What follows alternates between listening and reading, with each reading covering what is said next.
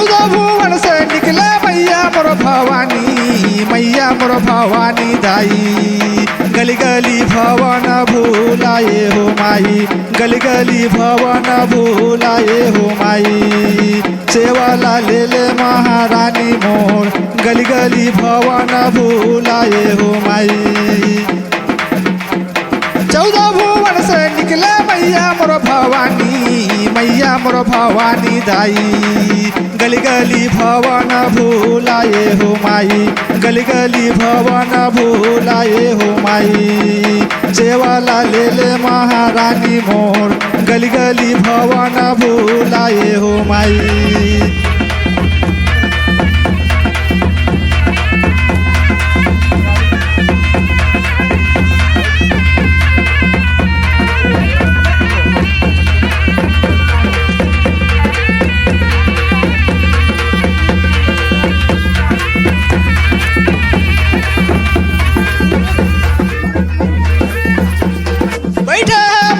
मोर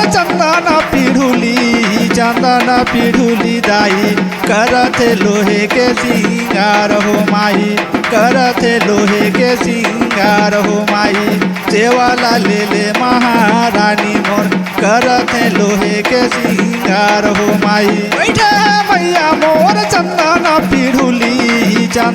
पीढ़ुली दाई करते लोहे के सिंगार हो माई करते लोहे के सिंगार हो माई सेवाला ले ले महारानी मोर करते लोहे के सिंगार हो माई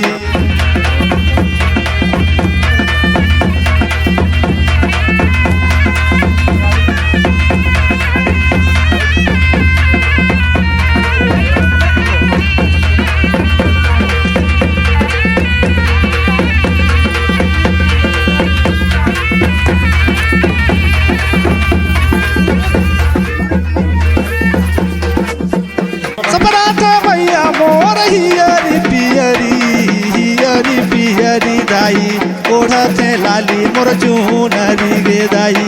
ओढ़ते लाली मोर चूनरी गे दाई सेवाला ले ले महारानी मोर ओढ़ते लाली मोर चूनरी गे दाई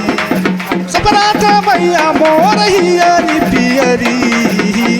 पियरी दाई ओढ़ते लाली मोर चूनरी गे दाई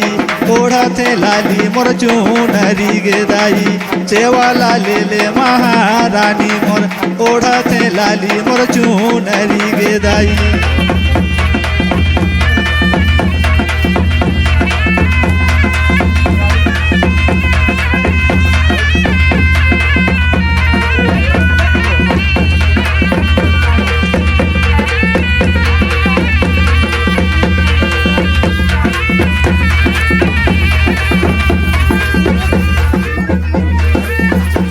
घर लेता निकले पियरी दाई बहरी बहिरी जनाधार हो माई बहरी बहिरी जनाधार हो माई सेवाला ले ले महारानी मोर बहरी बहिरी जनाधार हो माई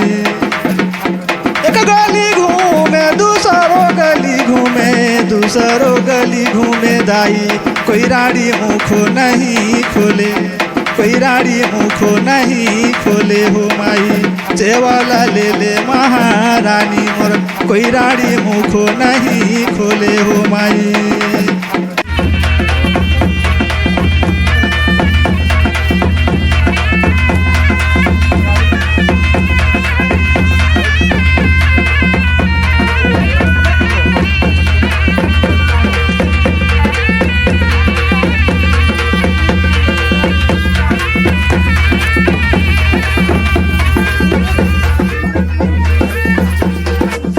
धनु बाला का दाई जाति के सेवकिया नाने के सेवकिया दाई माई के सेवा ना पूराए हो माई दाई के सेवा ना पूराते हो माई सेवाला ले ले महारानी मोर माई जी के सेवा ना पूराए हो माई धनु बाला का दाई जाति के सेवकिया नाने के सेवकिया दाई माई के सेवा ना पूराए हो माई दाई के सेवा ना पूराते हो माई सेवाला ले ले महारानी मोर माई जी के सेवा ना पूराए हो माई।